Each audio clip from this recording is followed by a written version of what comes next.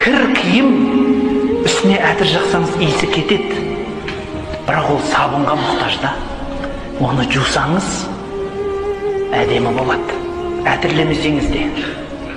Сол сияқты әлхамдулилля деген жақсы, бірақ астағфирулла деген одан дұрысырақ деген екен. Сондықтан оразада күнәңіздің кешірімін сұрап қалыңыз. Пайғамбарымыз саллаллаху алейхи ва саллям айтады: кімде-кім оразаны иманмен, ықыласпен ораза тұтса, кімде-кім кешкі тарапы намазын иманмен, ықыласпен оқып бітірсе, имамның арқасынан соңғы сәлеміне шейін бітірсе, ол кісінің бүкіл бұрынғы өткен күнәсінің бәрі кешірілді дейді.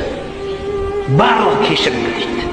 Сөйтіп сөзінің аяғында айтады: кімде-кім осыдан махрұм болса,